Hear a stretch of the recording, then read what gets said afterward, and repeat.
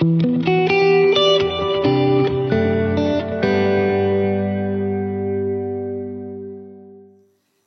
কৃষ্ণ কৃষ্ণ কৃষ্ণ হরে হরে, হরে রাম রাম রাম হরে হরে। দুর্গা দুর্গা দুর্গা, বলো দুর্গা মাই কি জয়। তো সবাইকে স্বাগতম জানাচ্ছি আমরা শ্রী মায়াপুর ধাম থেকে। আন্তর্জাতিক কৃষ্ণ ভাবনামৃত সংঘ ইসকন এর মূল কেন্দ্র শ্রী গৌরাঙ্গ মহাপ্রভুর আবির্ভাব স্থান থেকে মা গঙ্গার পাড়ে বসে মায়াপুর স্টুডিওতে। তো আমরা অত্যন্ত আনন্দিত যে দুর্গা মায়ের আগমনী বার্তা হয়ে গেছে, মহালয়া হয়ে গেছে। আমরা বিগত এপিসোডগুলিতে সানডেগুলিতে আলোচনা করেছি। তো আগামী সপ্তাহেই এই সপ্তাহেই মা দুর্গার বিশেষ পুজো, তার আগমন। তো মা দুর্গা, তাকে নিয়ে আলোচনা হবে আজকে আমাদের পারমার্থিক টক শোতে। তো আমাদের সাথে উপস্থিত আছেন শ্রীপাদ নন্দদুলাল কানাই প্রভু, যিনি মহালয়া নন্দদুলাল গৌর প্রভু, যিনি আমাদের মহালয়া পিতৃপক্ষ সম্বন্ধেও আমাদের শুনিয়েছিলেন গত সপ্তাহের আগের সপ্তাহে। আমাদের সাথে আছেন শ্রীপাদ সনাতন গোপাল প্রভু, যার সুতীক্ষ্ণ ভগবত কথা বা সিদ্ধান্তের মাধ্যমে আমরা বরাবরের মতো এই সমস্ত সংশয় ছিন্ন করি। আর আমাদের এই টকশোর মধ্যমণি পরম পূজনীয় শ্রী শ্রীপন্ত ভক্তি বিজয় ভাগবত স্বামী মহারাজ। তো আজকে আমরা মা দুর্গার তার কথা আলোচনা করব, যে কৃষ্ণ ভক্ত হিসেবে আমরা মা দুর্গার পূজা করতে পারি কি পারি না, কিভাবে করব, বা কিভাবে তার প্রতি আমাদের মনোভাবটা কেমন থাকবে। আর কিছু কুসংস্কার আছে বা কিছু চিন্তাভাবনা এরকম যে বৈষ্ণবেরা নাকি দেবতাদেরকে অসম্মান করে, নিন্দামন্দ করে। আর এটাকে আসলেই তাই? বৈষ্ণবেরা বা কৃষ্ণ ভক্তরা দুর্গাকে অসম্মান করে বা সম্মান করে না, এরকম কিনা? এই সিদ্ধান্তগুলি ক্লিয়ার করবো আজকে আমরা। তো মহারাজ, এই সম্বন্ধে প্রথম প্রশ্ন এটাই যে বৈষ্ণবেরা কেন দেবতাদের, বিশেষ করে মা দুর্গা আদি দেবদেবীদেরকে অসম্মান করেন? প্রথমে একটা ভাগবত, যেটা আছে শুদ্ধ পুরাণ, সমস্ত কিছুর সার, ভাগবত পুরাণ থেকে মা দুর্গার বন্দনা নিয়ে একটা শুরু করি, যেখানে আমাদের আচার্যরা বর্ণনা করে গেছেন, কাচিত উপাসনা বজবধূ যা কল্পিতা, গোপীদের মুখ নিঃসৃত সেই স্তুতি যারা দুর্গা দেবীকে বন্দনা করছেন। ওম কাত্যায়নী মহামায়ে মহাযোগিনীধীশ্বরী নন্দ গোপ সুতং দেবী পতিং মে কুরুতে নমঃ।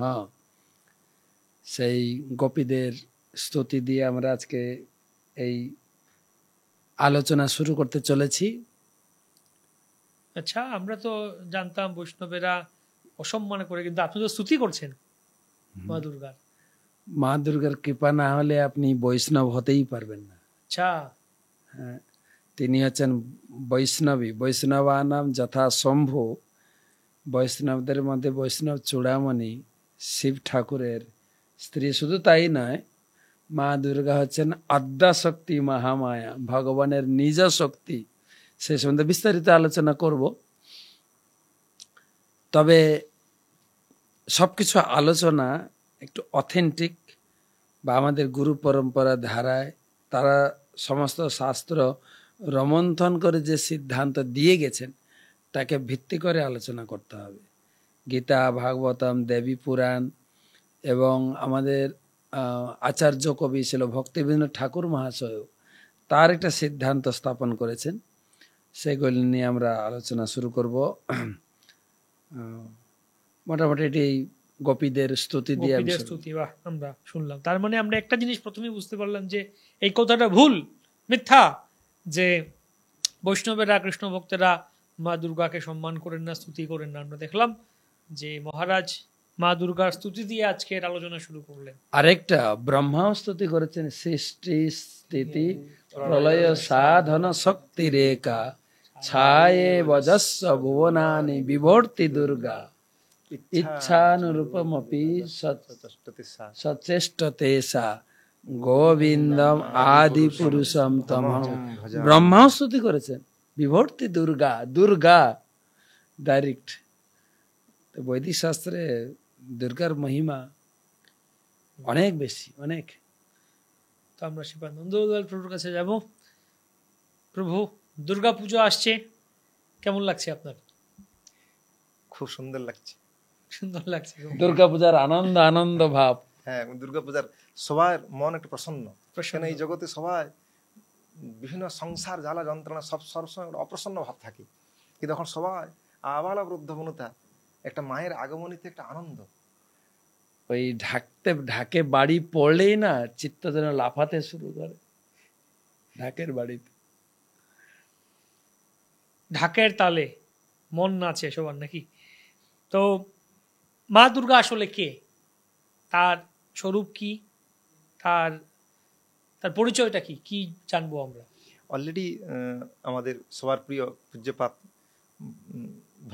শ্রীমৎ ভক্তি বিজয় ভাগবত স্বামী মহারাজ, যাকে আমরা ভাগবত মহারাজ নামে সর্বদা সম্বোধন করে থাকি, তো উনি অলরেডি উত্তর দিলেন যে ছায়েব যস্য ভিবনানে বিভর্তি দুর্গা। ব্রহ্মা প্রার্থনা করছেন, অ্যাকচুয়ালি মানে ভগবানের ছায়া। মানে মহারাজ আরও বললেন যে এটা হচ্ছে ভগবানের নিজ শক্তি, মানে যেরকম ভগবানের অন্তরঙ্গা শক্তি, একটা বহিরঙ্গা শক্তি মায়া। আর আমরা শ্রীমৎ ভাগবত, আশা করি আপনারা ভাগবত মহারাজের কৃপাতে সবার বাড়িতে বাড়িতে ভাগবত পৌঁছে গেছে, যারা নাই মহারাজের সাথে কন্ট্যাক্ট করবেন। তো এই জন্য মহারাজের সাথে যে মহারাজ অত্যন্ত কৃপাপূর্বক ভাগবত বহু কৃপা সহ আপনাকে দিবেন। তো ভাগবতে ব্যাসদেব যখন কিছু সমস্যাতে পড়েছে, তখন নারদ মুনি উনাকে সিদ্ধান্ত দিয়েছেন। তারপরে যখন ব্যাসদেব, আমি সংক্ষেপে বলছি, যখন উনি ধ্যানমগ্ন হয়েছিলেন, সাক্ষাৎ পরমেশ্বর লীলা পুরুষোত্তম শ্রীকৃষ্ণ ভগবানকে দর্শন করেছিলেন, এবং উনি দেখতে পাচ্ছিলেন যে ভগবানের পিছনে মায়া, বহিরঙ্গা মায়া, এবং উনি যে ভগবানের শক্তি কিন্তু পিছনে, এবং উনি কি মায়ের কাজটা কি? জয়া সম্মোহিত, অর্থাৎ সমস্ত জীবকে উনি সম্মোহিত মানে সম্যক রূপে মোহিত করে রেখেছে। ওটা মেন কাজ কি? সে আমি অ্যাকচুয়ালি দেহ নেই, আমি যে ভগবানের অংশ, মানে ভগবান নিজে বলছেন অহং বীজ প্রদপিতা মমই বাংশ, তুমি আমার বংশের লোক, আমার অংশ, কিন্তু আমি ভাবছি আমি দেহটা, এবং দেহ কেন্দ্রিক জীবনযাপন করছি, মোহিত আছি। এবং ব্যাসদেব সুন্দর সিদ্ধান্ত দিয়েছেন, এবং কিভাবে আমরা এই মোহিত থেকে মুক্ত হব সেটাও দিয়েছেন। আমরা দেখতে পাচ্ছি যে কিভাবে এই মায়া বা মহামায়া দুর্গা দেবী ভগবানের ছায়া, এবং উনার কার্যটা কি ছিল ভক্তিবিনোদ ঠাকুর ব্রহ্মসংহিতার এই ছায়াবজস্ব ভুবনানুবর্তী দেখা তার টিকাতে বর্ণনা করছেন যে অ্যাকচুয়ালি কীরকম প্রভুপাদ একটা এক্সাম্পল দিয়েছেন। তাহলে মায়া কি আমাদেরকে দুঃখ দিচ্ছে না? অ্যাকচুয়ালি মায়ার কাজ কীরকম টিউটর, যেরকম যে পিতামাতার একটু অবস্থা ভালো, তারা কি করে বাড়িতে নিজের টিউটর মানে মানে যে ছেলেদেরকে শিক্ষা দিবে, টিউটর গৃহশিক্ষক, ধন্যবাদ, গৃহশিক্ষক রাখে। তো গৃহশিক্ষককে বলি দেয় ছেলেকে একটু স্ট্রিক্ট রাখো, বা লাঠি দিয়ে, হ্যাঁ লাঠি দিয়ে বসে বলি দেয় হ্যাঁ, পিতামাতা, কেননা এখন একটু আদর হয়ে গেছে, আমার কথা শুনছে না। তাহলে এর মানে নয় যে পিতামাতা তাকে মানে না, বা এরকম নয় যে গৃহশিক্ষকের কাজ তাকে কষ্ট দেওয়া, না, তাকে আরো সুন্দর করে সংশোধন করা। সেরকম অ্যাকচুয়ালি দুর্গা দেবী স্নেহময়ীর মাতা মতো, যখন দেখে ছেলে একটু দুষ্ট হয়ে মানে শিক্ষিকা, হ্যাঁ তখন উনি ওনার ইচ্ছা হচ্ছে এরকম নয় যে উনাকে আরো কৃষ্ণ তার প্রভুর দিকে এগিয়ে নিয়ে যাওয়া। আর শিল ভক্তিবিনোদ ঠাকুর এই প্রসঙ্গে বলছেন যে হ্যাঁ, দুর্গা দেবী কষ্ট দিচ্ছে ঠিক, কিরকম না ভগবানের ইচ্ছাক্রমে, কিন্তু যখন জীবের সাধু সন্তের সঙ্গ হয়ে যাচ্ছে, তখন উনার অন্তর্মুখীর ভাব আসছে। তখন যেই অন্তর্মুখী চলে আসছে, কৃষ্ণের দিকে চলে আসছে, তখন কৃষ্ণ ইচ্ছা প্রকাশ করছে যে ঠিক আছে উনি আমার কাছে ফিরে আসো। তখন সাথে সাথে সেই দুর্গা দেবী কি করছেন না, তাকে নিয়ে ভগবান কাছে নিয়ে যাচ্ছেন, মানে ভগবত উন্মুখী করাচ্ছে।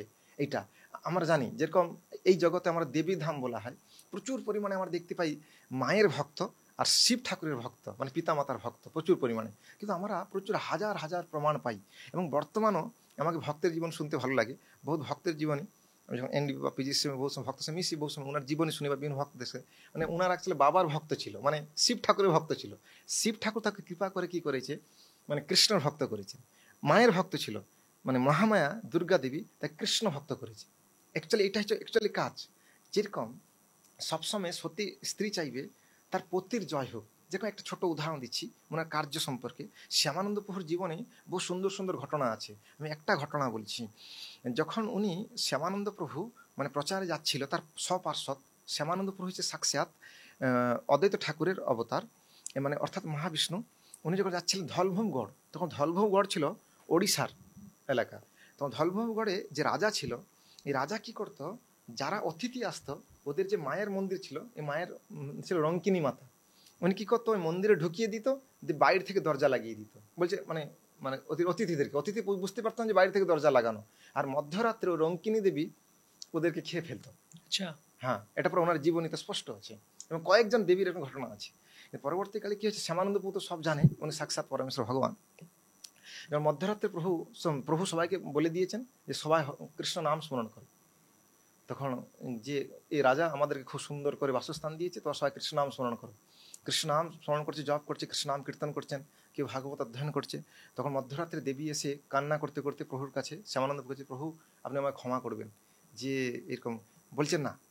যে বৈষ্ণব মানে তখন মানে শ্যামানন্দ পদে ক্ষমা করতে চায়নি পুরা, তখন বহু খুব স্তবস্তুতি করছেন যে প্রভু আমি তো আপনারই মানে শক্তি, কিন্তু এরকম। তখন লাস্টে শ্যামানন্দ প্রভু ক্ষমা করেছে। তখন উনি রেগে গিয়েছে যে রাজা নবীন কিশোর ধলের কাছে, রাজা ওনাকে গিয়ে বলছে তোর সব অংশ ধ্বংস করে দেবো পুরা, তুই আমার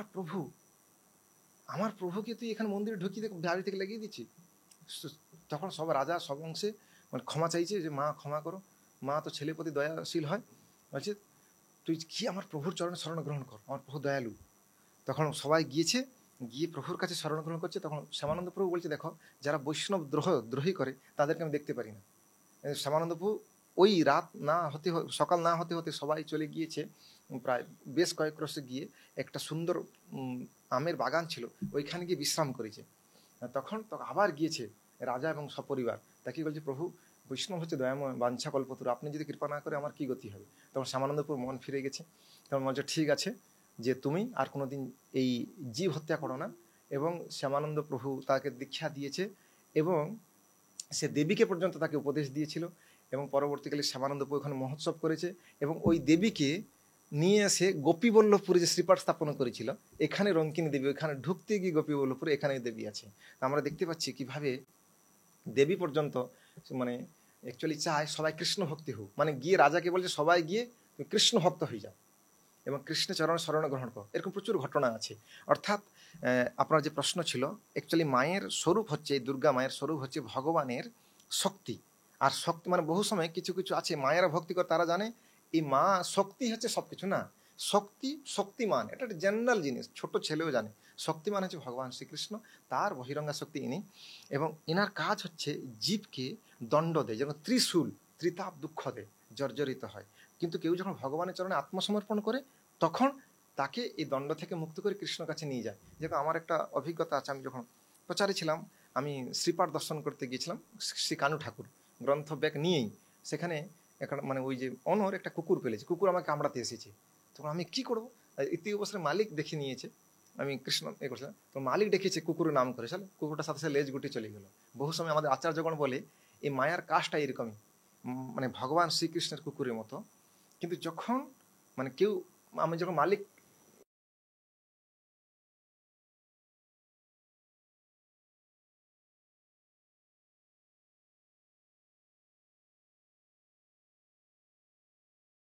আমি এই ব্যাপারে একটা জিনিস লিখেছিলাম, একটু পড়িয়ে শোনাতে যাই। হ্যাঁ, অবশ্যই। হ্যাঁ। যেটা হচ্ছে দুর্গা দেবীর সঙ্গে আমাদের সম্পর্ক বা কি করা উচিত, বা দুর্গা দেবী এই যে পুরা জায়গাটা, আমাদের এই পুরা ব্রহ্মাণ্ডটা হচ্ছে দুর্গা দেবীর জগৎ। এটা কৃষ্ণের জগৎ না, কৃষ্ণের জগৎ তো বৈকুণ্ঠ জগৎ, গোলক বৃন্দাবন। কিন্তু এটা হচ্ছে দুর্গা দেবীর জগৎ, মায়া সংসার যাকে বলা হয় জন্ম। সেইখানে দুর্গা দেবী কি করে আমাদেরকে শাসন করছেন, দুর্গ রক্ষয়িতি ইতি দুর্গা। এমনি ব্রহ্মসঙ্গীতে একটা শ্লোক আছে যে দেবী মহেশ হরি ধাম অসু তেজ তেজ, এই ধামটা হচ্ছে দুর্গা দেবীর। ব্যাস, দুর্গা দেবীর এটা শাসন ক্ষেত্র বা ক্রিয়াক্ষেত্র, এখানে জেলখানা। জেলখানা, দুর্গ মানে জেলখানা। এই জেলখানায় যারা রয়েছে তাদেরকে বলা হয় বদ্ধজীব, অর্থাৎ ব্রহ্মাণ্ডে যারা বাস করছি আমরা হচ্ছে বদ্ধজীব। তো আমরা আমাদের সঙ্গে দুর্গা দেবীর কি সম্পর্ক ইত্যাদি একটু পাঠ করে শোনাচ্ছি, শুনতে এমন কিছু অসুবিধা লাগবে না, সহজ ভাষায় লিখেছিলাম। মানে আমি লিখেছি নয়, এটা হচ্ছে শাস্ত্র থেকে যেগুলো নেওয়া। মহামায়া দুর্গা হচ্ছেন ভগবানের বহিরঙ্গা, অর্থাৎ চিৎ শক্তির ছায়া স্বরূপা শক্তি। এটা এতক্ষণ প্রভু বললেন। তিনি ত্রিশূল ধারণ করে এই ভবদুর্গ রক্ষা করেন বলে তার নাম হয়েছে দুর্গা। ত্রিশূল হচ্ছে ত্রিবিধ শূল বা 3 রকমের যন্ত্রণা। এই 3 প্রকার যন্ত্রণা বা ক্লেশ নিয়েই ভব সংসারে জীবকুল আবদ্ধ হয়ে রয়েছে। কেউই বলতে পারে না যে সে ক্লেশ বা দুঃখ লেশহীন অবস্থায় এই জগতে রয়েছে বা সুখী রয়েছে। না, এই জগতে প্রত্যেকেই কোনো না কোনো প্রকারে ক্লেশ বা দুঃখের অধীন, কারণ জগৎটা দুঃখময়। গীতায় তো আপনারা পড়েছেন। সেই 3 প্রকার দুঃখটা কি? আধ্যাত্মিক দুঃখ, আদি ভৌতিক দুঃখ এবং আদি দৈবিক দুঃখ। আধ্যাত্মিক দুঃখ আবার 2 রকমের, দৈহিক দুঃখ এবং মানসিক দুঃখ। দৈহিক দুঃখগুলো হলো যে দেহের নানাবিধ ব্যাধি, ব্যথা বেদনা, মাথা ব্যথা, পেট ব্যথা, দাঁত ব্যথা, পা ব্যথা, ক্লান্তি, শ্রম, এই সমস্ত ইত্যাদি। আর মানসিক দুঃখ কি না? প্রিয়জনের বিচ্ছেদ বিরহ, আত্মীয়ের মৃত্যুর জন্য শোক, প্রিয় বস্তু হারানোর দুঃখ ইত্যাদি। তারপরে হচ্ছে আধি ভৌতিক দুঃখ। সেগুলো কি না? অন্য জীব থেকে পাওয়া দুঃখ, যেরকম চোর ডাকাত, বাটপাড়ের আক্রমণ, ধূর্তের প্রতারণা, হিংসুকের বিশ্বাসঘাতকতা, সাপ মশা ডাঁশ শিয়াল পাগলা কুকুর বলতা ভিমরুদ প্রভৃতি প্রাণীর দংশন ইত্যাদির ফলে আমাদের ক্লেশ ভুগতে হয়। এগুলো হচ্ছে আদি ভৌতিক দুঃখ। আর আদি দৈবিক দুঃখ কি না? আদি দৈবিক দুঃখ হলো দেবতাদের দ্বারা যে দুঃখ, যেরকম মহামারী, বন্যা, ভূমিকম্প, খরা, অগ্নিকাণ্ড, ঝড় তুফান, শিলাবৃষ্টি, প্রচণ্ড গরম, তীব্র ঠান্ডা ইত্যাদির ফলে জীবের দুঃখ দুর্গতি লাভ হয়। এই দুঃখময়, এইভাবে এই জগৎটা দুঃখময়। মায়ার জগতে এইগুলো আছে, ভগবানের যে বৈকুণ্ঠ জগতে চিন্ময় জগতে এইসব নেই। তো এই দুঃখময় জগতে বদ্ধ জীবদের বৈশিষ্ট্য হলো তাকে কি করতে হবে না? মাতৃজঠরে কষ্টকর পরিস্থিতিতে কিছুদিন থেকে অসহায় অবস্থায় জন্মগ্রহণ করে কাঁদতে হবে। তারপর তারা তার নানাবিধ চাহিদা পূরণের জন্য কষ্ট স্বীকার করতে হবে, জরাজীর্ণ হতে হবে, ব্যাধিগ্রস্ত হতে হবে, অবশেষে মৃত্যুর করাল গহ্বরে প্রবেশ করতে হবে। কেউই এইসব আমরা চাই না, কেউ চায়, তবুও এগুলো আমাদের পেতে হবে। এই হচ্ছে আমাদের এই মহামায়ার জগতের যে বৈশিষ্ট্য।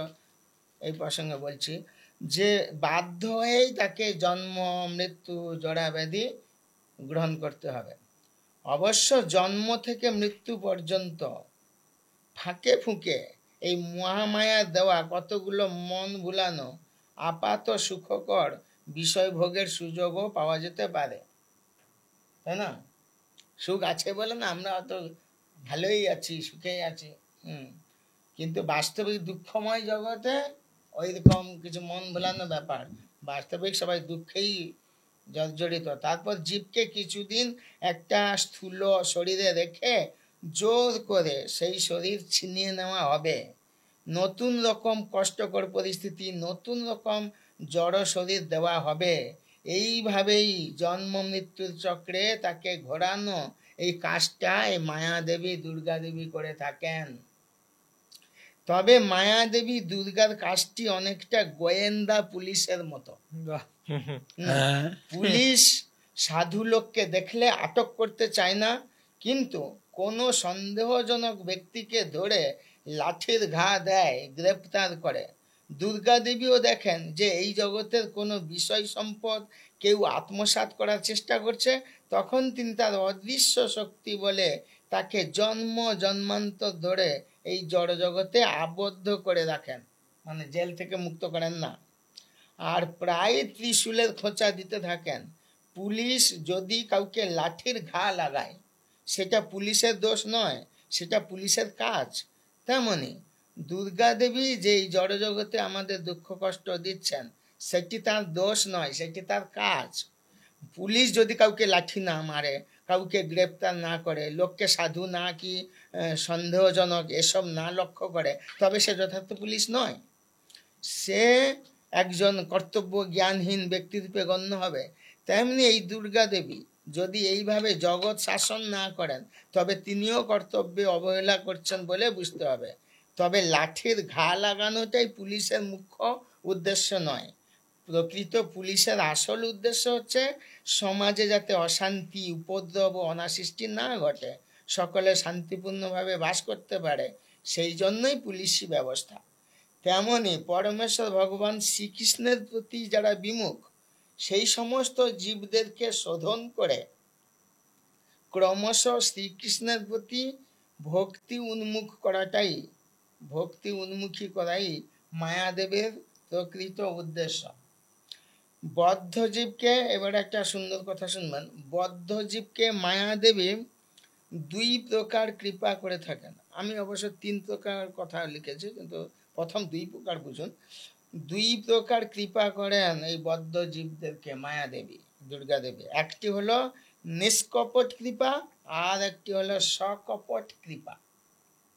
যে জীব পরম বৈষ্ণবী এই দুর্গা দেবীর কাছে জাগতিক বিলাস বৈভব, ভোগ সামগ্রী প্রার্থনা করে না, কেবল কৃষ্ণ ভক্তি সেবায় নিযুক্ত থাকতে বাসনা করে, সেই স্থলে তাকে দুর্গা দেবী নিষ্কপট কৃপা করেন। সেই জগতে কিছু চায় না কৃষ্ণ ভক্তি ছাড়া। সেক্ষেত্রে তিনি সেই মায়াদেবী দুর্গা দেবী এমন বিদ্যা বুদ্ধি দান করেন যাতে জীব কৃষ্ণ ভক্তিতে উদ্বুদ্ধ হয় এবং পরিশেষে আনন্দময় ভগবত রাজ্যে উন্নীত হয়। আর যে সমস্ত জীব, এ হচ্ছে একরকম, এটা হচ্ছে নিষ্কপট কৃপা। সকপট কৃপা কি করেন না, যে সমস্ত জীব দুর্গা দেবীর কাছে জড়জাগতিক নাম যশ প্রতিষ্ঠা, ধন জন, রূপ, সুন্দর পত্নী বা পতি পুত্রাদি কামনা করে চলে, ধনং দেহি যশ দেহি রূপং দেহি, সেক্ষেত্রে মায়াদেবী সকপট কৃপা করেন যাতে জীব জড়জাগতিক এই অনিত্য সুখ ভোগ করার জন্য এই দুঃখময় জগতে পড়ে থাকবে, সে এই জগৎ থেকে মুক্ত হওয়ার পন্থা খুঁজে পাবে না, এই জগতে পড়ে থাকবে, কারণ ওইখানকার জিনিস সে চাইছে কিছু। আর একটি রয়েছে, আর একটা কৃপা, এত 2 রকম বললাম, নিষ্কপট কৃপা, সকপট কৃপা। আর একটি রয়েছে, তা হলো মায়াদেবীর নিতান্ত অনুগ্রহ। কিরকম? এইরকম লোক অনেক আছে যারা জাগতিক ভোগ সুখ চাইছে না আর কৃষ্ণ ভক্তিও চাইছে না, তারা কেবল শূন্যে বা ব্রহ্মে বিলীন হতে চায়। এই ধরনের জীবকে মায়াদেবী ব্রহ্ম জ্যোতিতে ছুঁড়ে ফেলেন। সেটার নাম হচ্ছে এখানে দিয়েছে অননুগ্রহ কৃপা। অননুগ্রহ কৃপা, নিতান্ত অনুগ্রহ। সেই রকম অবস্থা কোনো ভক্ত মানে চায় না, কামনা করে না যে এরকম ছড়ে ফেলা হোক ব্রহ্মজ্যোতিতে। এমনকি কোনো ভোগী লোকও সেরকম কামনা করে না যে শূন্যে বা সেই ব্রহ্মজ্যোতিতে বিলীন হয়ে যাব। ভগবানের সঙ্গে বিরোধিতা করে যে সমস্ত অসুরেরা, তারা ভগবানের সঙ্গে বিরোধিতা করেই এই ব্রহ্মজ্যোতি পেয়েছিল, লাভ করতে পেরেছিল, তাহলে আর কি লাভ কথা। তো মায়াদেবী দুর্গা জীবদেরকে বহুবিধ যাতনা দিয়ে বারে বারে শিক্ষা দিচ্ছেন যাতে আমরা এই জগতে মোহগ্রস্ত হয়ে না পড়ি, বরং জগতের দুঃখময় স্বরূপ বুঝে আমাদের কৃষ্ণ ভক্তিতে যুক্ত থেকে যুগধর্ম কৃষ্ণ নাম কীর্তন করে ভবপারে যেতে পারি, সেই জন্য সযত্ন প্রয়াসী হওয়ায় বাঞ্ছনীয়। এই কথা শ্রী হরিনাম চিন্তামণি গ্রন্থে বলা হয়েছে যে মায়া কৃষ্ণ দাসী বহির্মুখ জীবে দণ্ডে, মায়া পুজিলেও শুভ নাই পায় ভণ্ডে। খণ্ডে হ্যাঁ, মানে ও তো ভগবানকে যে ইয়ে করে না, তাদের সেখানে মায়াদেবী তাকে মায়াদেবীকে পূজা করছে, দুর্গা দেবীকে পূজা করছে, কিন্তু সে ভক্ত না, অর্থাৎ কৃষ্ণ বৈমুখ জীব। তাকে মায়াদেবী বলছে কৃষ্ণ নাম করে যেই মায়াদেবী তারে নিষ্কপটে কৃপা করি লয় ভব পারে। কেন এরকম করছে? দুর্গা দেবী স্বয়ং পরম বৈষ্ণবী, তিনি কৃষ্ণ নাম করেন। আপনারা শুনেছেন কিনা জানি না, যেরকম প্রভু বলেছিলেন বৈষ্ণবানাং যথাশম্ভু, পদ্মপুরাণে যত দুনিয়ার বৈষ্ণব আছে ব্রহ্মাণ্ডে, সর্বশ্রেষ্ঠ বৈষ্ণব হচ্ছে শিব। শিব। হ্যাঁ, আর শিব নারদ মুনিকে কি বলছেন শুনুন, পঞ্চবক্তেন সততং তন্নম গুণ কীর্তনম করমি ভার্যয়া সার্ধং পুত্রা বাঞ্চাপি নারদ। নারদ পঞ্চরাত্রম গ্রন্থে শাস্ত্রে এই কথা বলা হয়েছে, হে নারদ, আমি আমার পঞ্চমুখে সর্বদা শ্রীকৃষ্ণের নাম, শ্রীকৃষ্ণের গুণ কীর্তন করি। আমার ভার্যা পার্বতী, আমার পুত্র কার্তিক এবং গণেশের সঙ্গে আমি সর্বদা কৃষ্ণ নাম কীর্তন করি। হরি বল, নতুন নতুন কথা এটা। এইবারে এই পার্বতী, আপনারা জানেন কিনা আমি জানি না, আমি কিন্তু বাইরের ছবি দেখেছি, বাইরের ছবি। আমাদের যখন পূজা হয় তখন পার্বতী দুর্গা দেবী 10 ভুজা দুর্গা, তাই না, গণেশ কার্তিক সেখানে থাকে, কিন্তু ছবি দেখেছি অষ্টাদশ 18 হাত দুর্গা, অষ্টাদশ ভুজা দুর্গা। সেই অষ্টাদশ যে হাত আছে তার মধ্যে একটি হাতে দেখা হয়েছে হরি নামের জপমালা।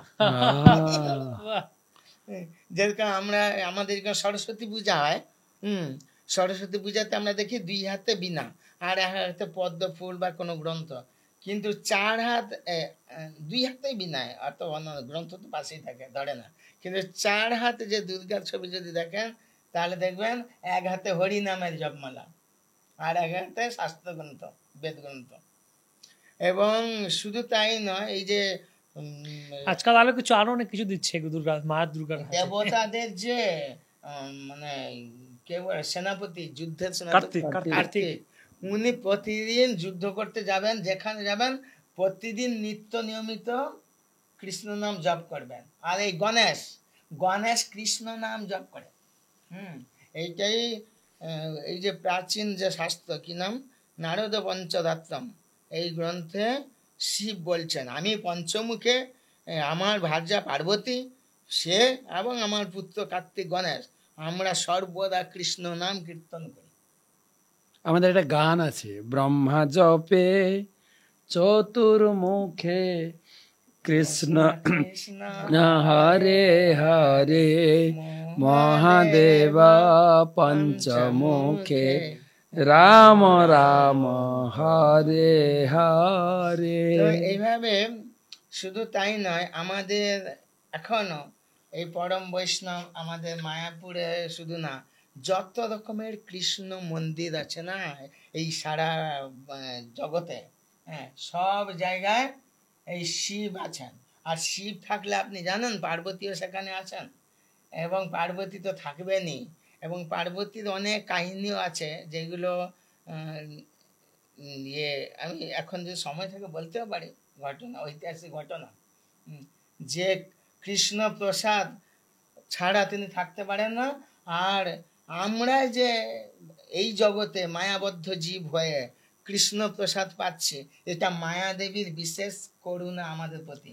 মায়াদেবীর করুণা না হলে আমরা এই মায়া জগতে কিছুতেই কৃষ্ণ প্রসাদ পেতাম না। সে তো একটা শাস্ত্র কথা আছে। আর একটা ঘটনা রয়েছে যে মায়াদেবী কি করে কৃষ্ণ নাম ছাড়া থাকতে ভালোবাসে না, আর কৃষ্ণ প্রসাদ ছাড়া কিছুই ভালোবাসে না, সেই একটা ঘটনা আছে। আজ থেকে প্রায় ওই আমি একবার এই দুর্গা প্যান্ডেলে, কালী প্যান্ডেলে ওইরকম ওই কৃষ্ণ কথা, এইরকম কথা বলছিলাম। 1986 সালে মার্চ মাসের 13 তারিখ, যেদিন আমাদের শান্তিপুর উৎসব হয় বাবলার শিবাতে, তখন সেই শান্তিপুর বলতে অদ্বৈত আচার্যের যিনি গুরুদেব মাধবেন্দ্র পুরী, ওইটা মাধবেন্দ্র শরণ তিথি। মাধবেন্দ্র পুরীর যে মূল সমাধি আছে কোথায়? বালেশ্বরে রেমুনা ক্ষীরচোড়া মন্দিরের কাছে। যে সেইখানে মাধবেন্দ্র পুরী, মাধবেন্দ্র পুরীর জন্যই কৃষ্ণ চুরি করেছিলেন বলে ক্ষীরচোড়া গোপী তার নাম হয়েছে। তো সেই মাধবেন্দ্র পুরী যেখানে সমাধি, সেই সমাধি মন্দিরে কলকাতা থেকে একটা বিশাল একটা বাস, খুব বড় বাস, ওটা হচ্ছে কি বলে রিজার্ভ বাস, বাংলাদেশি অনেক ভক্তরা তাতে ছিল। তিনি কলকাতার লোক, ওনার একটা নাম ছিল রবীন্দ্রনাথ লাহিড়ী, হ্যাঁ, তার বৈষ্ণব নাম কি ছিল জানি না। তো ওনারা গিয়েছিলেন সেইখানে, দিয়ে চিন্তা করলেন আরে আমরা তো এইখানেই তো সবকিছু করব, কিন্তু এই মাধবেন্দ্র পুরীর সমাধি মন্দির এত ভাঙা কেন? হ্যাঁ, তখন উনি ধনী লোক ছিলেন, কিছু টাকা ইনভেস্ট করেছিলেন এই সংস্কার করার জন্য মন্দিরটা, সমাধি মন্দির। পাশে রয়েছে দুর্গা মন্দির, যাকে রামচণ্ডী নামে বলা হয়। সেই দুর্গা দেবী, সেই চণ্ডী দেবীর মন্দির বন্ধ ছিল। আর ওনারা বললো আমরা এখানে 3 দিন থাকবো, আমরা এরকম কীর্তন করব, হরিনাম করব। হরিনাম করছে সব লোক এখানে উত্তাল ভাবে হরিনাম করছে সেইখানে। কিন্তু তাদের মধ্যে, সেই যাত্রীদের মধ্যে একজন লাজুক অল্প বয়সী এক মহিলা, এক বউ, সে কি করছে, যে কারোর সঙ্গে কথা বলে না, সে কি না সে হরিনামের মধ্যে একেবারে রাগ ভাগ দেখিয়ে সে কি চিৎকার করছে। হ্যাঁ, যে কারোর সঙ্গে কথা বলে না, এত লাজুক ছিল, সেই মাতাজিটা কিরকম চিৎকার করে বলছে এইখানে এত সুন্দর হরিনাম হচ্ছে, আর আমি কেন হরিনাম শুনতে পাবো না? আমার মন্দির কেন বন্ধ থাকবে? হ্যাঁ, এ কি অনাছিষ্ট কাণ্ড! আমি কেন হরিনাম শুনতে পাবো না? আমার মন্দির কেন বন্ধ? এই কি বলছো তুমি, এত চিৎকার করছো কেন? কি বলছি মানে আমার মন্দির বন্ধ কেন? তোমার মন্দির কোনটা? তোমাকে দেখতে পাচ্ছ না তালা ঝুলছে? সেই দুর্গা মন্দিরটাকে দেখাচ্ছে, ওকে দুর্গা ভর করেছে। তখন বলছে এই মন্দির খুলে দাও, কে পূজারি? তখন সত্যি সত্যি ওখানকার পালা করা ব্রাহ্মণরা এই করে তো পূজা করে তালা লাগিয়ে দিয়ে চলে যায়। দিয়ে সে এসে তালা খুলে দিল, যেই খুলে দিল ততক্ষণ ওর চেঁচামেচি বন্ধ হয়ে গেল, ও কেমন একটা হয়ে গেল, যেন কিছুই জানে না, শান্ত হয়ে গেছে, সে মাথায় যায়। তারপরে বলে আরে দুর্গা দেবী, চণ্ডী দেবী এখন হরিনাম, রামচণ্ডী হরিনাম শুনবে, সুন্দর করে হরিনাম করো 3 দিন আমরা। সে আর বন্ধ হলো না, মন্দির খোলা থাকলো, কারণ সেই মা দুর্গারই অপর এক রূপ হচ্ছে চণ্ডী। বলছে এই উনি হরিনাম শুনবে, অতএব আর খোলা, মন্দির দিন রাত খোলা থাক, ঠিক আছে। হরিনামে কিরকম প্রীত হয়, ব্যাস। তারপরে হলো কি, আরো আগের ঘটনা। তারপরে ওরা 3 দিন 64 উপসারে সেই দুর্গা পূজা করেছিল। সেখানে আগে একটা ঘটনা ছিল যে এক ব্রাহ্মণ ছিল, যে ব্রাহ্মণ, ওরা ওই রেমুনা গ্রামের ব্রাহ্মণ পরিবারগুলো এক পালা করে করে কে কতদিন করে পূজা করবে। তো যে একটা অল্প বয়স্ক এক ব্রাহ্মণ ছিল, তার পালা পড়েছে, সে প্রতিদিন ভয়ে ভয়ে পূজা করত। মনে হয় মা আমাদের কোনো খারাপ, যদি কিছু দোষ ঘটে যায়, মনে হয় আমাদের বংশের কিছু সমস্যা হবে, হয়তো বংশ নিপাত হয়ে যেতে পারে। এত ভয় তার যে কোত্থেকে এলো, কারণ সে প্রতিদিন রাত্রিবেলা ভয়ঙ্কর স্বপ্ন দেখে। দুর্গা চণ্ডী দেবী একদম রাগ ভাব, যেন কি একটা ক্ষতি করবে। কিন্তু কি করা যাবে, পালা করে তো আমাকে কয়েকদিন আমাকে তো পূজা করতেই হবে। প্রতিদিন যেত, ভয়ে ভয়ে পূজা করতো। সে রাত্রে ঘুমাতে পারতো না, কি সব স্বপ্ন দেখতো। একদিন এইরকম এসে সে আর পূজা করে আর বাড়ির দিকে যায়নি, কেননা খালি স্বপ্ন দেখছি, ভয় লাগছে। ওখানে আগে বলি দেওয়া হতো, ছাগল বলি, অমুক ইত্যাদি সেইখানে। আর ও কি করেছে, আমার সেই পূজারি ক্ষীরচোড়া গোপীনাথের মন্দিরে গেছে। আর বাড়ি ফিরবে না, সে এখন ওইখানে বসে আছে অনেকক্ষণ মন খারাপ হয়ে। তখন দেখছে যে পূজারীর সঙ্গে কিছু কথা বলবে, তো রাত্রে শয়ন দিয়েছে গোপীনাথকে, পূজারী গোপীনাথের পূজারী। তখন এই চণ্ডী পূজারী বলছে কি ব্যাপার তুমি বসে আছো? না, আপনার সঙ্গে আমি কিছু কথা বলবো। কি কথা? না, আমি প্রতিদিন এরকম পূজা করছি, আমি কিন্তু ভয়ে ভয়ে মরে যাচ্ছি, কি করে দিনটা কাটবে আমি জানি না, আমার মনে প্রচন্ড ভয়, যেন আমাদের কিছু বংশ নিপাত হয়ে যেতে পারে, এইরকম কি সব আজে বাজে স্বপ্ন দেখি, কিরকম একটা, আমি কি করব, আমি চণ্ডী পূজা করতে পারছি না, কি করব, আরো তো কতদিন আমাকে তো পূজা করতে হবে, আপনি আমাকে কিছু পরামর্শ দিন। তখন সেই চণ্ডী ক্ষীরচোড়া গোপীনাথের পূজারী বলে দূর বোকা, চণ্ডী পূজা করতে গিয়ে কেউ ভয় পায়? চণ্ডী দেবী গোপীনাথের এক শক্তি। তুমি একটা কাজ করো, কালকে তুমি স্নান টান করে তাড়াতাড়ি চণ্ডী পূজা করতে যাবে। এই নাও গোপীনাথের মালা, ফুলের মালা, একটা কি সেই পদ্ম ফুলের নাকি মালা দিয়েছে, আর এই নাও গোপীনাথের এক ভাণ্ড ক্ষীর দিয়েছে, কি বলে অমৃত কেলি ক্ষীর দিয়েছে, সেই প্রসাদ। বলছে আগে চণ্ডী দেবীকে খাইয়ে দিবে আর মালা পরিয়ে দিবে, তারপরে তোমার পূজা যা করবে করবে। আর ও তখন বলে তাই না, হ্যাঁ দেখো চণ্ডী দেবী ভয় পাওয়ার কিছু না, চণ্ডী দেবী তো ভগবানের এক শক্তি, অন্তরঙ্গা বহিরঙ্গা বলে তোমার দেখা দরকার নেই, ও ভগবানের শক্তি, ব্যাস। ও তখন ঘরে গিয়ে মোটামুটি সেই রাতটা তো কোনো মতে কাটলো চিন্তা করে করে, পরের দিন চলে এলো চণ্ডী মন্দিরে, দিয়ে প্রথমে গিয়ে প্রণাম করেই পরিয়ে দিল মালা, আর সেই ক্ষীর নিবেদন করে দিল গোপীনাথের সেই অমৃতকেলি ক্ষীর, ব্যাস। তারপরে সে পূজা টুজা করে, এবারে সেই দিন তো মন কেমন একটা ততটা ভয় ছিল না যে কিছু, তারপরে চলে গেল বাড়ি। সেই দিন তো আরো সমস্যা, কি সমস্যা? ভয় সমস্যা নয়, যেন আর ঘুমাতে পারছে না, কেন হঠাৎ স্বপ্ন দেখছে চণ্ডী দেবী কি হাসছে, আমাকে দিবে তো রোজ রোজ মালা আর খেতে দিবে এই প্রসাদ, এইরকম বলছে, যেন এত আরে এত রাগি ছিল এখন এত আনন্দময় হলো কেন, দিয়ে সেই স্বপ্ন দেখে খালি ও এত হাসি। এইবারে আমি জানি না এখন হয় কিনা, তবে এইটুকু জানবেন এই গোপীনাথের প্রসাদ সেখানে চণ্ডী দেবীকে দেয়, গোপীনাথের প্রসাদী মালা চণ্ডী দেবীকে দেওয়া হয়, প্রতিদিন হরিনাম শুনতে যেহেতু চায়, এখনো পর্যন্ত প্রতিদিন সকাল সন্ধ্যায় গোপীনাথ মন্দিরের মঙ্গলারতির পরে পরে সবাই বেরিয়ে পড়ে, চলো দুর্গা দেবীকে চণ্ডী দেবীকে হরিনাম শোনানো হবে, তারপরে এগিয়ে যেতে হবে গর্গেশ্বর শিব, সেখানে হরিনাম শোনাতে হবে। এ থেকে শিব দুর্গা হরিনাম শুনতে ভালোবাসে, হরি প্রসাদ খেতে ভালোবাসে, হরির প্রসাদী মালা পড়তে ভালোবাসে, তার একটা ইতিহাস আমি বললাম, প্র্যাকটিক্যাল ইতিহাস, এটা পুরাণে বা সাহিত্যে না। রেমুনা বালেশ্বর ক্ষীরচোরা গোপীনাথে দেখবেন প্রতিদিন চণ্ডী দেবীকে হরিনাম শোনাতে, কারণ হরিনাম না শুনলে সে দেখে যায় হরিনাম কেন শোনাচ্ছে না। আবার ভগবানের প্রসাদী মালা, ভগবানের প্রসাদ পেতে কত ভালোবাসা। দুর্গা দুর্গা দুর্গা। আমি শুনছিলাম শ্রীপাদ জননিবাসু এবার বলছিলেন ক্লাসে যে এই যে কথাগুলি বললেন, মা দুর্গা হচ্ছেন উনি ভগবানের, আমাদেরকে চান আমরা যেন ভগবানের ভক্তি করি, ভগবানের প্রতি এগিয়ে যাই।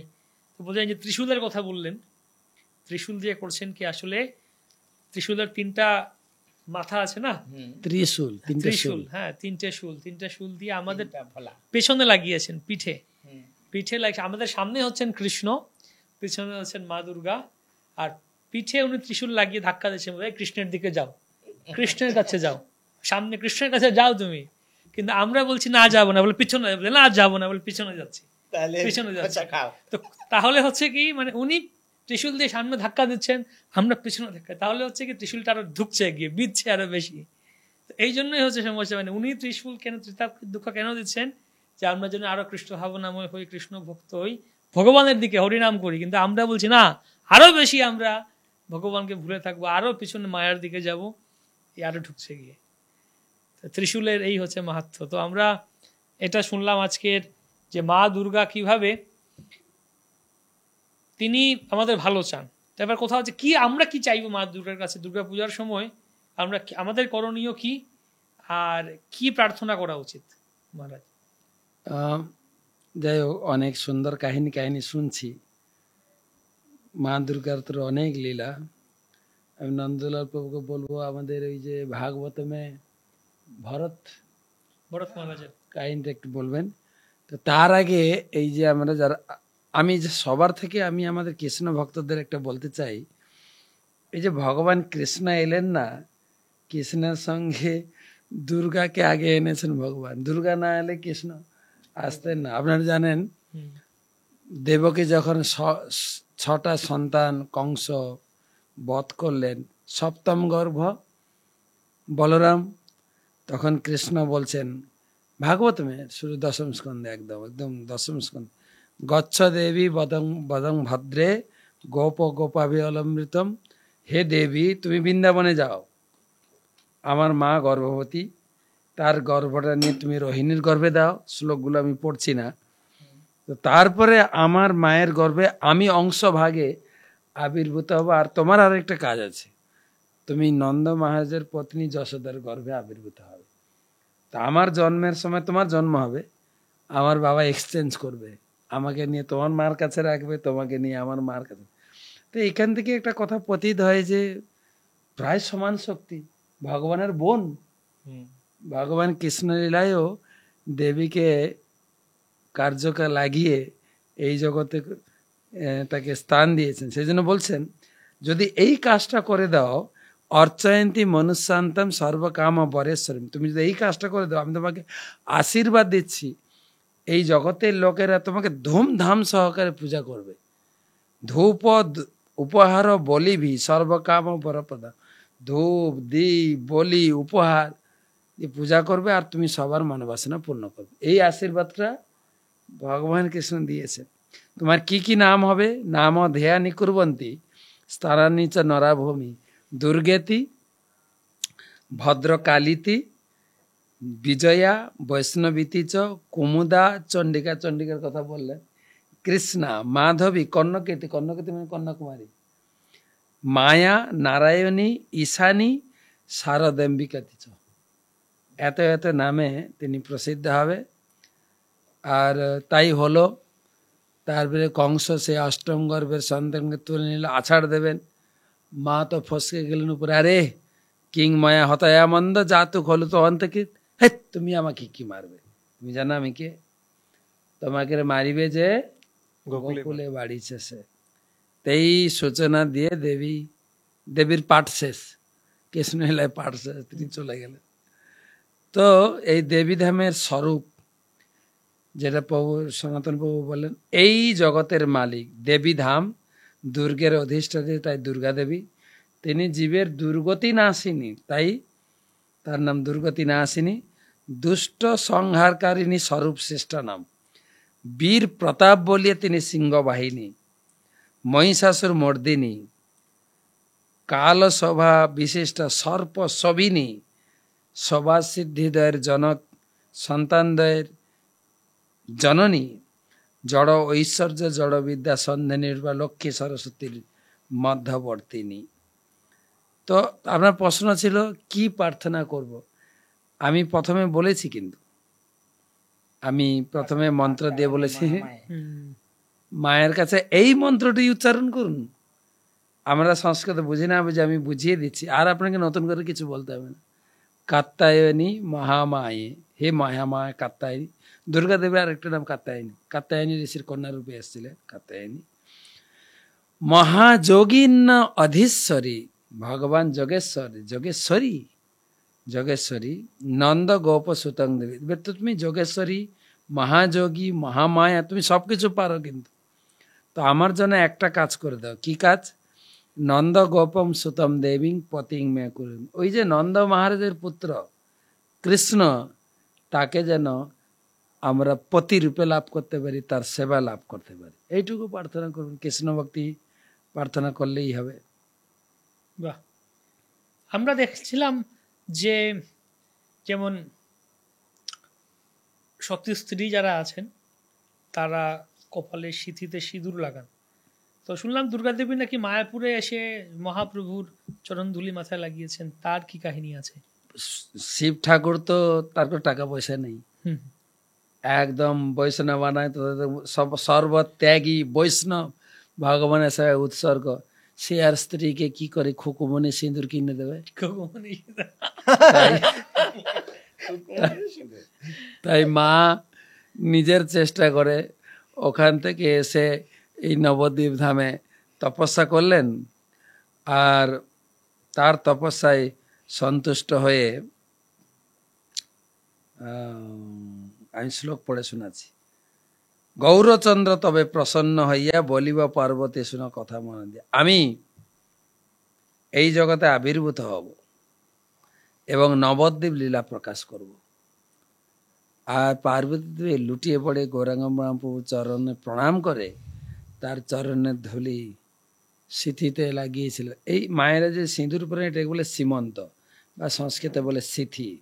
সীমন্তে নবদ্বীপের চরণের ধুলি ধারণ করেছিলেন, সেই জন্য তার নাম সীমন্তিনী মাতা। অর্থাৎ এটা একটা বোঝানো হচ্ছে যে কলিযুগের জন্য নবদ্বীপ ধাম কত সর্বশ্রেষ্ঠ। এই ধামে 4 যুগে 4 ভগবান এসছেন। সত্যযুগে নরসিংহদেব এসছেন, ত্রেতা যুগে ভগবান রামচন্দ্র লক্ষ্মণ সীতা এসছেন, দাপর যুগে বলরাম এসছেন, আর কলিযুগে কৃষ্ণ এসছেন।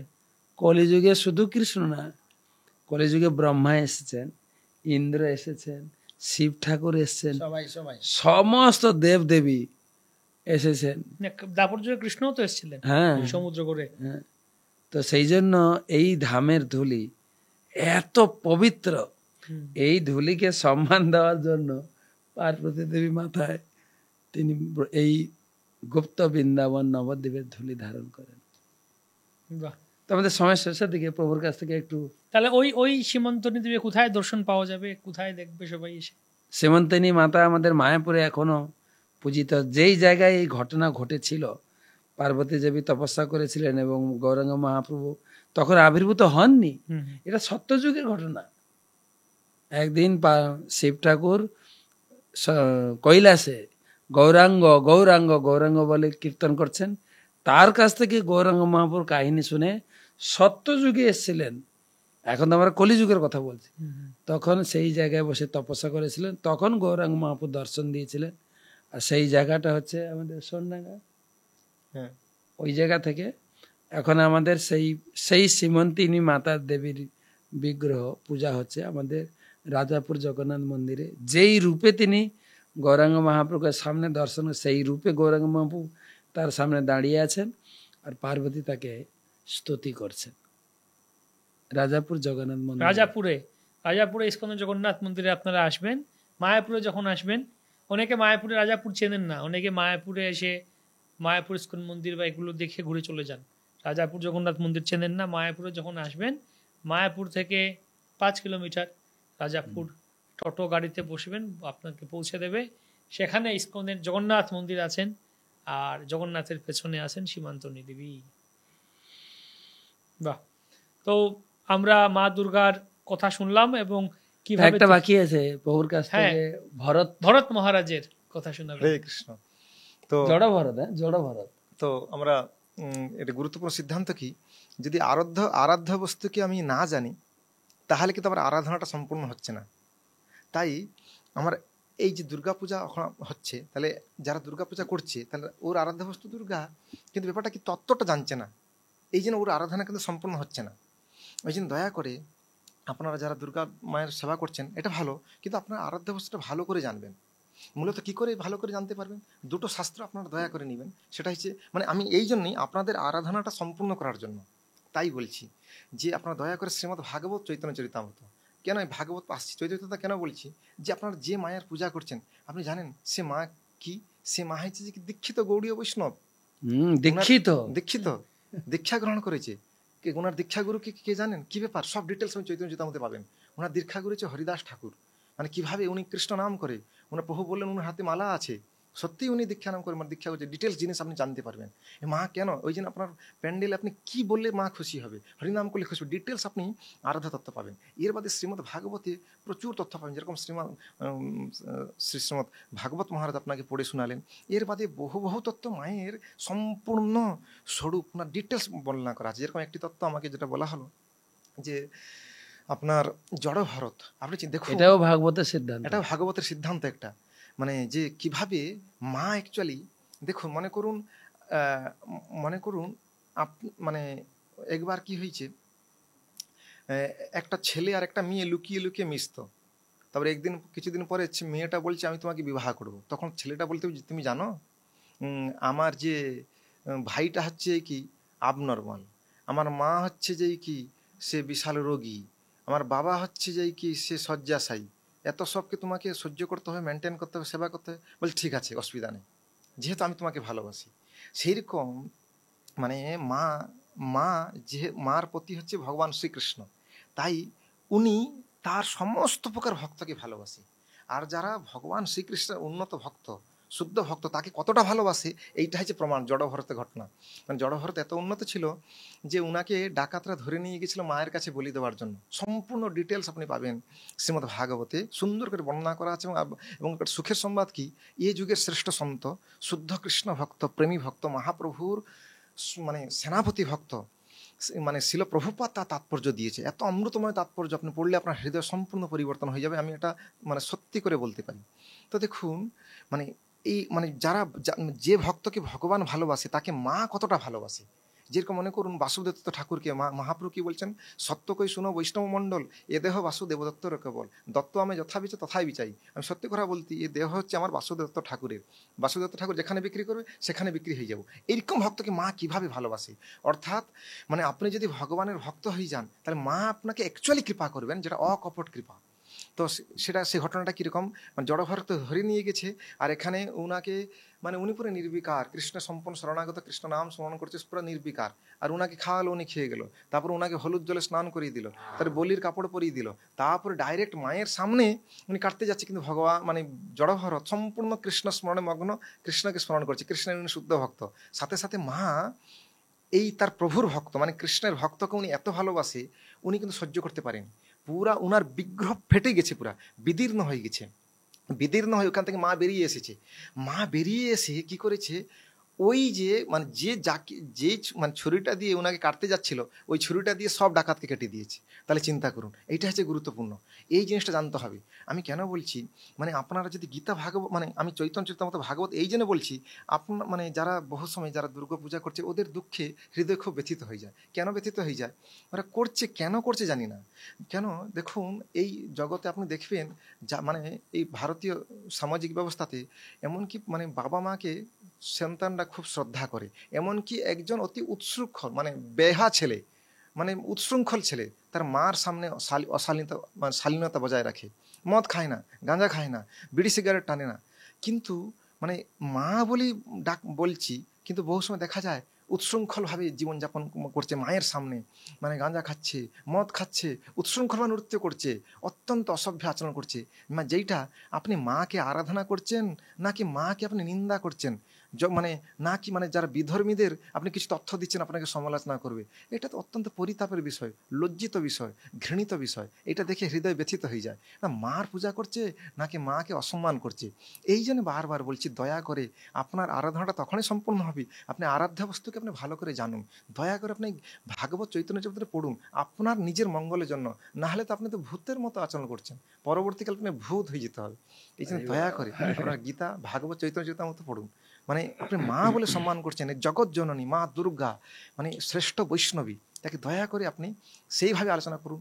আপনারা হরিনাম সংকীর্তন করুন মানে এবং ভক্তদের নিয়ে যান, হরিনাম কীর্তন শোনান। আপনি দেখলেন মা হরিনাম করেন, হরিনাম শুনতে ভালোবাসে এবং প্রসাদ পেতে ভালোবাসে। এবং দয়া করে বৈদিক সিস্টেম অনুযায়ী আপনারা প্যান্ডেল করুন। একবার শুনছিলাম কেউ চপ্পল দিয়ে প্যান্ডেল করেছেন, কেউ দিয়ে প্যান্ডেল করছেন। এটা দেখানোর বিষয় নয়। আপনি কি মায়ের কৃপা পেতে চান না মায়ের ত্রিশূলে মূর্তি চান? আপনারা দয়া করে, এটা খুব ব্যথিত তাই আপনাদের বললাম যে পূজাতে দয়া করে আপনারা দয়া করে আপনি ভাগবত পড়ুন, চৈতন্য চরিতামৃত পড়ুন, তাহলে আপনি এই তত্ত্বটা বুঝতে পারবেন। মানে একটা কথা আছে, তত্ত্ব জানিলে তুটে ভ্রান্তি, ভবসাগর তরে জানতি। মায়ের তত্ত্বটা বুঝতে পারলে এরকম, যেহেতু আমরা জানি না তাই সেই পরিস্থিতি, মানে গতানুগতিক আপনার হয়ে যাচ্ছে। তো আমি অনুরোধ করব যে এখানে আমি শেষে বলবো যে আমাদের এবং আরও আপনারা সুযোগ কি পাবেন, আপনি যদি ভাগবত চৈতন্য চরিতামৃত নিতে পারেন, আমাদের ভাগবত মহারাজ আছেন, তাহলে মহারাজ কোনোদিন অনুরোধ করলে মহারাজ আপনাদের গৃহে চরণ ধুলে দিবেন। আপনারা জানেন বৈষ্ণবদেরকে মা কত ভালোবাসে, এইরকম উন্নত বৈষ্ণব যদি আপনার বাড়িতে যান, মা অটোমেটিক্যালি আপনাকে কৃপা করে দিবেন। যেরকম আপনি জানবেন, যেরকম জড় ভারতের ক্ষেত্রে দেখছেন, শ্যামানন্দ প্রভুর কাছে দেখতেন প্রচুর উদাহরণ, সময় শেষ। এই যে দয়া করে আপনি গ্রহণ করুন, দয়া করে পড়ুন, আপনি আরও জানতে পারবেন যে কীভাবে, মানে কী নাম করেন, কিসে ভালোবাসে, ডিটেলস, ওনার ইচ্ছা কী, উনি কী খেতে ভালোবাসে, কী পড়তে ভালোবাসে, কী মানে ডিটেলস, মানে হরে কৃষ্ণ, হরি বল, হরি হরি হরি হরি বল, হরি বল। আমি দেখছিলাম এবং গতকালকেই মনে হয়, এক মিনিট, এবং দেখুন এই যে আমি আবার অনুরোধ করবো, এই দুর্গা পূজা দেখুন আপনারা লক্ষ লক্ষ টাকা মানে খরচা করছেন, মানে এই জন্য আর অল্প মাত্র ইয়ে করে আপনি শ্রীমদ ভাগবত চৈতন্য চরিতামৃত মায়ের কাছে রাখুন এবং প্যান্ডেলে পড়ুন। আপনি জানেন মা আপনার সব অপরাধ ক্ষমা করে দেন, মা আরও খুশি হবে। দুর্গা পুজো কত টাকা খরচা হয়ে যায়, এইটা আমার এই দিনের আপনাদের প্রতি অনুরোধ এবং উপদেশও বলতে পারেন। হরে কৃষ্ণ জয়। আমি দেখছিলাম ওই দিন যে মহারাষ্ট্রে গণেশের পূজা চলছে, তো গণেশের মূর্তি বানিয়েছে এরকম, যে এখন Indian cricket team cricket championship trophy জিতলো, ওয়ার্ল্ড কাপ, বিশ্ব চ্যাম্পিয়ন। তো গণেশের মূর্তি বানিয়েছে গণেশ, ওই ওয়ার্ল্ড কাপের ট্রফি তুলে দিচ্ছেন ইন্ডিয়ান ক্যাপ্টেনের হাতে। ওই ইন্ডিয়ান ক্যাপ্টেন, ক্রিকেট দলের ক্যাপ্টেনেরও মূর্তি বানিয়েছে, গণেশের মূর্তি বানিয়েছে, এটার পূজা করছে সবাই। অভিরুচি যে কোন দিকে গড়াচ্ছে তা কে জানে। সরস্বতী পূজা করছে, মা সরস্বতী সানগ্লাস পরে বাইকে বসে আছে, ছেলে খেলা হচ্ছে না কি জানি, যে যার মতো করে। সেরকম না, আমাদের ভালো করে জানতে হবে, না হলে আমরা সৎ যেটা বললেন, আমরা দেখতে পেলাম জড়ভরতের ক্ষেত্রেও বা সেই দেবীর ক্ষেত্রেও বললেন, যে দেবী মানুষদের খেয়ে নিত, আগুনের সাথে খেলা করছি আমরা যদি আমরা না বুঝি। আগুন ভগবানের ভক্ত, এবং মানে যে কৃষ্ণ ভক্ত হবে সে দেবীকে ভালো করে বুঝতে পারবে, এটা হচ্ছে সিদ্ধান্ত। এবং আপনি আরেকটা কথা বলছিলেন যে মার কাছে কি চাইবো, আমি একটু মিস করে গেছি, যেটা প্রভু বলেন না, মা কৃষ্ণের প্রসাদী মালা আর প্রসাদ ক্ষীর। তো প্রসাদী মালা না হোক, যারা আমরা বৈষ্ণব আছে তারা পূজা প্যান্ডেলে যাবেন, ঘরে গোবিন্দকে মিষ্টি ফল ভোগ লাগিয়ে গিয়ে মাকেও, হয়তো পূজারি না এলাও করলেও আমরা প্যান্ডেলের কোনায় মাকে গোবিন্দের প্রসাদ খাওয়াতে পারি, মা খুশি হবে। এটা একটা অ্যাড করা যায়। যারা যারা ভক্ত, আপনারা নিজের বাড়িতে ভগবানকে ক্ষীর মিষ্টি পায়েস ভোগ দেবেন, তারপর সেটা নিয়ে প্যান্ডেলে গিয়ে মাকে ভোগ দিয়ে সবাইকে বিতরণ করে দেন। বাহ বাহ। ওই দিন বিশেষ করে পুজোর দিনে আপনাদের বাড়িতেও মায়াকে স্মরণে আহ্বান করে আপনারা ভগবানের প্রসাদ এবং প্রসাদী মালা সমস্ত কিছু অর্পণ করতে পারেন। এবং ওই দিন মা দুর্গাকে সন্তুষ্ট করার জন্য বেশি বেশি কীর্তন, হরিনাম করা। আমাদের ভক্তরা অনেক সময় হরিনাম পার্টি কীর্তন করে, বিভিন্ন প্যান্ডেলে কীর্তন করেন, অনেকে গ্রন্থ বিতরণ করেন। ওখানে কীর্তন করে গেলে আর প্যান্ডেল লাইন দিতে হবে না, আগে ছেড়ে দেবে। হ্যাঁ, আগে মা আগে রাস্তা করে দেবে, আসো আসো আসো আসো। বাহ, তো সেরকম করে আপনারা যাবেন। আর সেরকম ভগবানের ভক্তিতে আমরা মগ্ন থাকি, তাহলে এটাই মায়ের প্রকৃত আশীর্বাদ, মায়ের প্রকৃত কৃপা। সবাই মায়াপুর ধামে আসুন। আমি একটা ছোট হোয়াটসঅ্যাপের মেসেজ পড়ছি, ঢাকের তালে হৃদয় নাচে, সাজবো পুজোয় নতুন সাজে, ষষ্ঠীতে থাক নতুন ছোঁয়া, সপ্তমীতে হোক শিশির ধোয়া, অঞ্জলি দিন অষ্টমীতে, আড্ডা জমুক নবমীতে, দশমীতে হোক মিষ্টি মুখ, পুজো সবার ভালো কাটুক। হরে কৃষ্ণ হরে কৃষ্ণ কৃষ্ণ কৃষ্ণ হরে হরে, হরে রাম হরে রাম রাম রাম হরে হরে। দুর্গা দুর্গা দুর্গা।